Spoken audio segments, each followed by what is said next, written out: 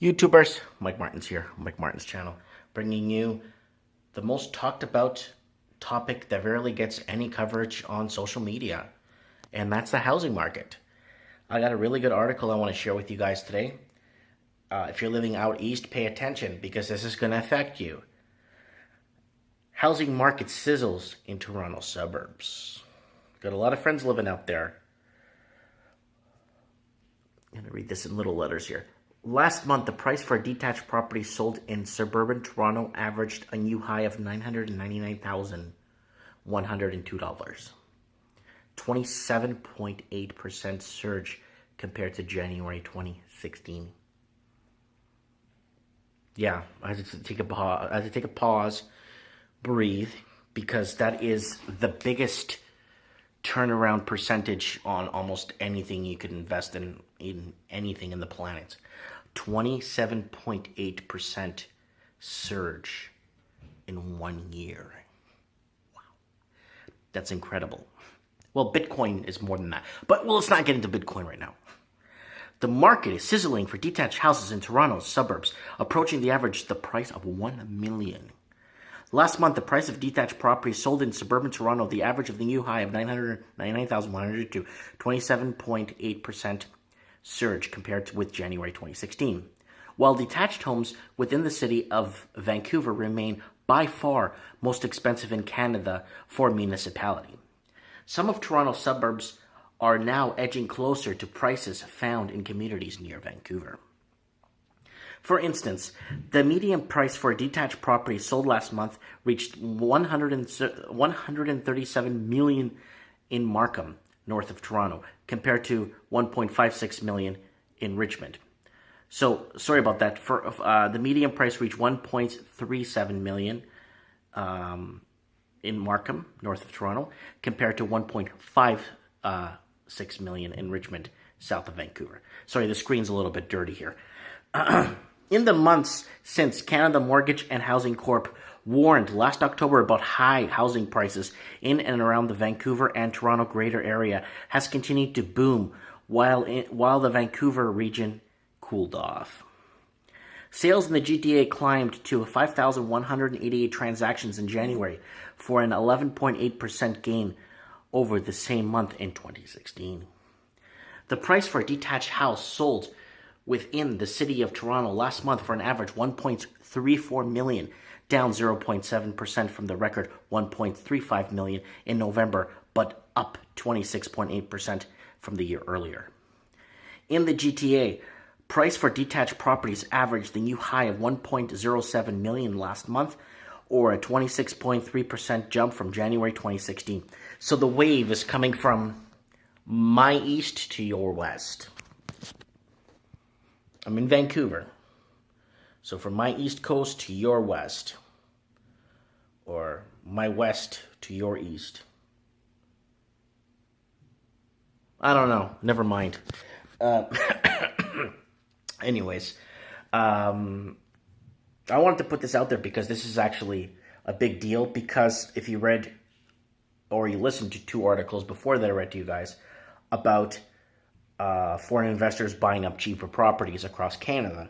And the wave is heading east of me, or west, if you, depending where you're seeing it. And I think it's a big deal. I think things are going to get worse in Toronto. I had people ask me if they should invest right now in Toronto. You can't invest right now. You're pricing the market. You're riding the market. Someone told me this when I used to trade stocks. The market, you can't do that. You can't do that. When it's already going up like that, when it's already up 26 points, it's done. You can't get in now. I mean, if you do get in now, you need to dish out a lot, and then you got to flip it within a couple of months after. But I mean, right after. Because if it's going up 26%, yeah, you could flip it within a week or two, and you'll still get a good 3.5%. You could. I mean, I've seen houses go up on a daily basis here in the city of Vancouver. I've seen houses sell for like 690 for a townhouse. Then it sold for 725 like 3 months later. So a lot of shadow flipping going on, lots of Mickey Mouse inside sales and stuff that's going on. You know what I'm saying? A lot of people, just a lot of Mickey Mouse going on. You know. So Toronto, don't buy now. Don't stay away from Toronto, people. Toronto's already had it. You saw what happened. It might go up maybe anywhere from 8 to 15% more, but I don't want to risk $1 million on an 8% return if it doesn't. Because tomorrow they could pass a law and say, you can't. Oh, this. We're gonna vacant tax. We're gonna add property tax is gonna go up. Oh, we're gonna do this. Oh, we're gonna do that. Oh, foreign tax. Oh, that. Oh, that. You don't know. Once you get into those kind of predicaments, you start playing the danger game. My recommendation, investing in real estate, I learned this at the Donald Trump seminar in West Palm Beach. He said, buy the lowest properties you can, especially when there's a bubble or a property rise, a rise in prices. Find the cheapest properties to invest in. Never go for the high-end luxury or the higher-end detached stuff, because it's going to be a lot harder to flip in the long run if there's a lot of other underlying, like I told you guys before, little underlying things going on that you can't account for. You don't know if the treasurer or someone in the department in the government is going to say, we're not liking where this is going, so we're going to add this to this, and we're going to add that, and we're going to implement this, and we're going to go ahead and retract this. And then everything goes sideways. So cheapest properties possible. Don't go anything up. Don't go nuts into these $1 million properties. And if you're looking to buy, like I was, for my family, I don't buy houses. The thing is, here's the deal. I don't buy a house to make money. I set up shop, then I make money, like making money from different perspective or opportunities in business. I don't sit on a house and hopefully it goes up in value. I don't care. If the house, like someone told me the other day that, oh, your house is worthless, it's a big house, but it's in a small town. I don't care. If this house is worth $3, I have a roof over my head, I got over 5,000 square feet of rooms, tons of rooms, if you watched my video of the tour. I'm not bragging, I'm just saying, I left town, far away from town. I could still get to my shop and stuff once in a while if I need to. I got a good staff. But what I'm saying to you is that I didn't buy a house to invest.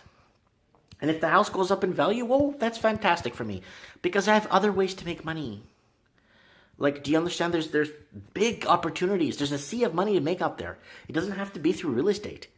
You know what I'm saying? There's so many avenues to make money. I just want to set up shop, set up my office, set up my gym so I could stay in shape, plant my garden in the backyard, and then start making real capital.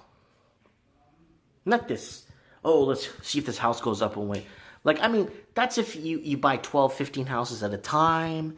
Then you have people in the real estate business that know. You see, I'm not in that area. I'm not in connections with that. I'm more in with stocks, bonds, futures markets, precious metals markets. I'm tied in with people that are in that. I play golf with them. So I'm in a different sector of areas to retail business. I'm going to open another retail store here in this town. I'm going to see if that goes well, and I'll hire someone to work here, create jobs. You know what I'm saying? But there's a lot more to it. House is just a base. I see a house, you buy a house, it's your base. It's your base, your foundation, your roots.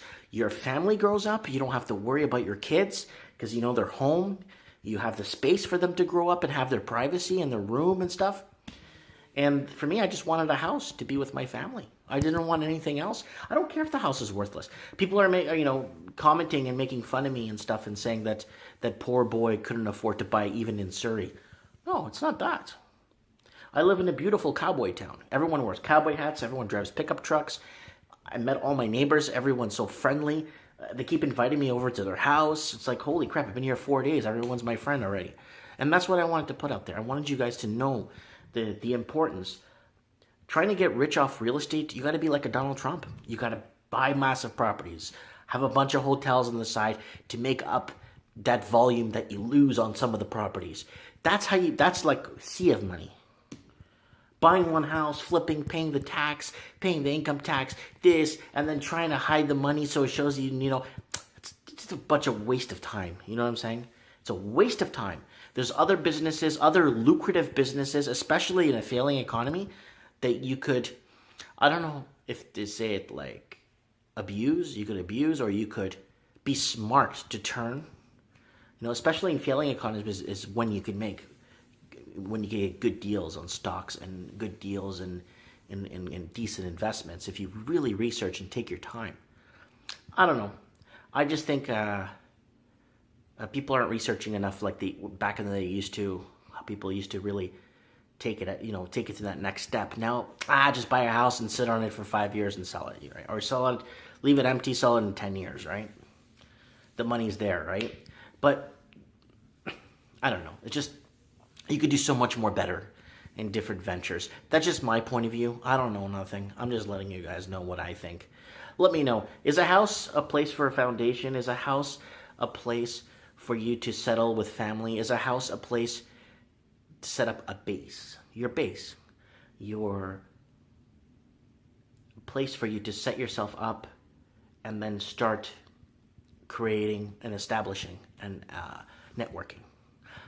Let me know, guys. Comment below. I'm just blabbing for nothing. Let me know. Read the article. The article's called... I lost it. Probably mentioned it earlier in the article there. Sorry, guys. Anyways, thanks for watching. Have a good one. Bye.